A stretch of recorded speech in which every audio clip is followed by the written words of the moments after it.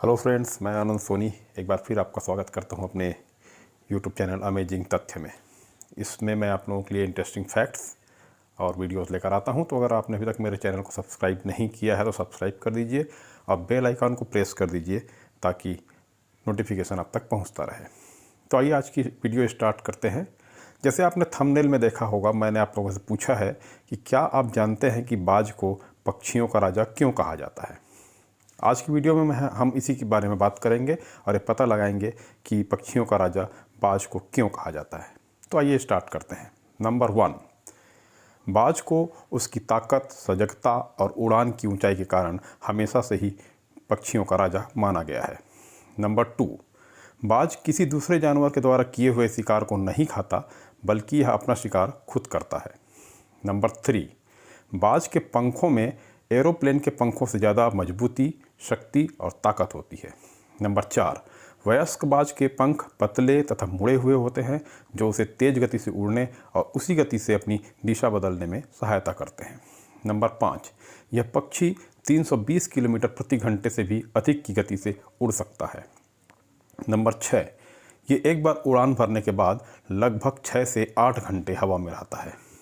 Number 7, बाज लगभग 6 kilogram तक का वजन उठाकर आसमान में उड़ सकता है। नंबर 8, बाज का जीवन काल 40 से 70 वर्षों का होता है। नंबर 9, बाज एक ही जगह पर रहना पसंद करते हैं, लेकिन भोजन की कमी होने की स्थिति में ये अपना स्थान बदल सकते हैं। नंबर 10, बाज के घोंसले आकार में बहुत बड़े होते हैं, जिनका व्यास 5 से 6 फीट तक हो सकता है। नंबर 11, मादा बाज एक बार में 1 से 3 अंडे देती है, जिसे वह 35 दिनों तक सेती है। इस दौरान नर बाज की जिम्मेदारी होती है कि वह भोजन और अन्य सामग्री इकट्ठा करे। नंबर 12, बाज के बच्चे बड़ी तेज़ी से विकास करते हैं और जन्म के बाद 6 सप्ताह में इनका वजन 3 से 4 किलो तक हो जाता है। नंबर 13, यह सिर्फ आसमान का सबसे तेज पक्षी ही नहीं है, बल्कि धरती पर सबसे तेज दौड़ने वाला पक्षी भी है।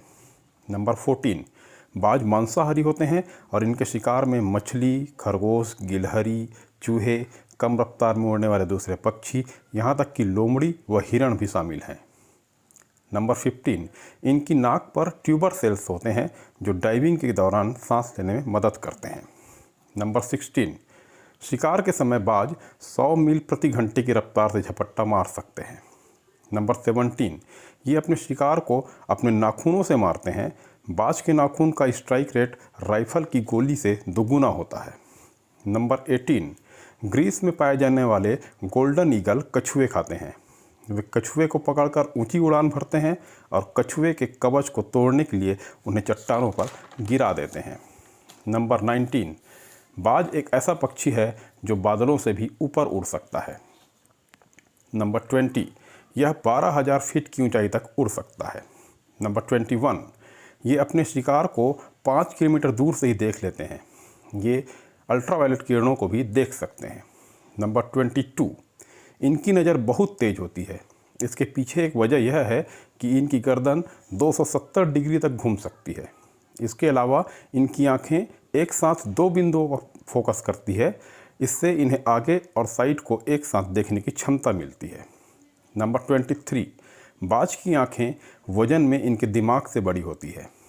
नंबर 24, बाज एक तरह से आँख बंद करके भी देख सकते हैं। इनकी पलकों में एक झिल्ली होती है। अपनी आँखों की सुरक्षा के लिए वे इस झिल्ली को बंद कर सकते हैं, जबकि इसकी मुख्य पलकें खुली रहती हैं। यह झिल्ली इनकी आँखों को नम और साफ रखने में भी सहायता करती है। नंबर 25, बाज अंटार्कटिका के अलावा अन्य सभी महाद्वीपों पर पाए जाते हैं। नंबर 26, नर बाज का वजन मादा के मुकाबले 25% तक कम होता है। नंबर 27, एक बड़े से बड़े वयस्क नर बाज का वजन मात्र 4.1 किलोग्राम होता है।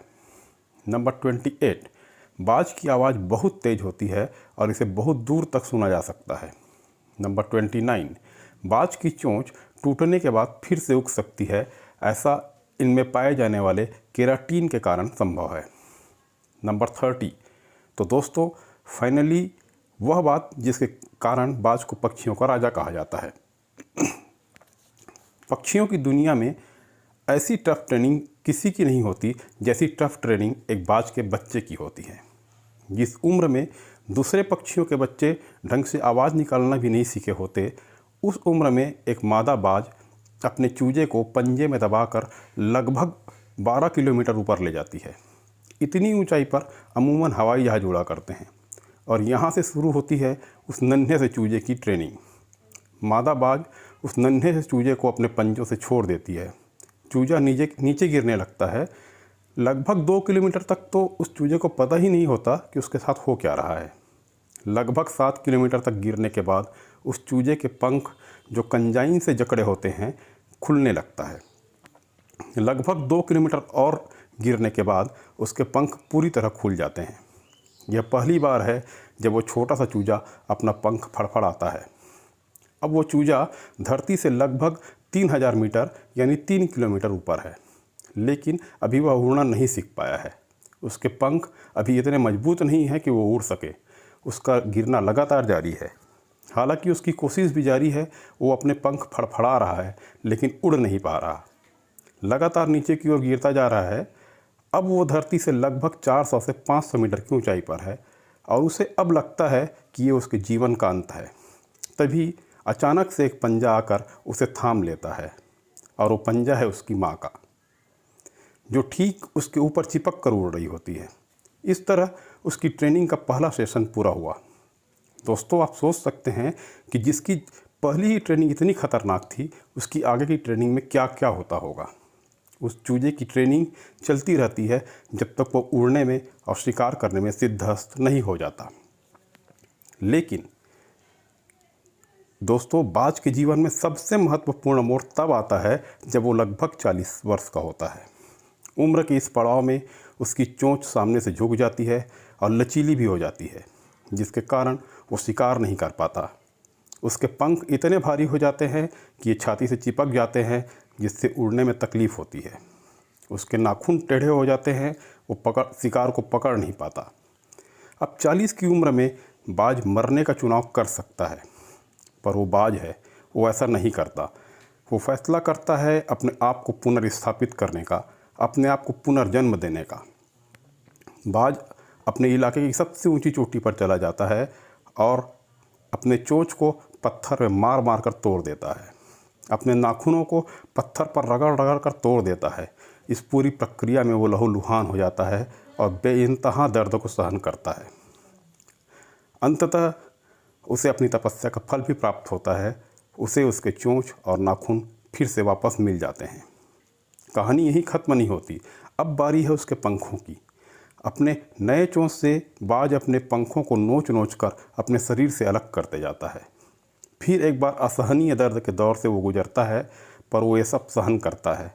लगभग 6 महीने बाद उसे उसके नए पंख भी मिल जाते हैं। इस प्रकार बाज को पुनर्जन्म मिलता है। अपने नए चोंच, नए नाखूनों और नए पंख के साथ बाज एक बार फिर से उड़ जाता है आसमान में राज करने के लिए। अगले 30 सालों तक वो फिर जिएगा एक राजा की ज़िंदगी। तो दोस्तों, ये वीडियो आपको कैसा लगा? अगर अच्छा लगा हो तो इस वीडियो को लाइक ज़रूर कर दीजिए। मैं आप लोगों के लिए ऐसी ही वीडियो लेकर आता रहूँगा। Till then, bye bye. जय हिंद, जय भारत।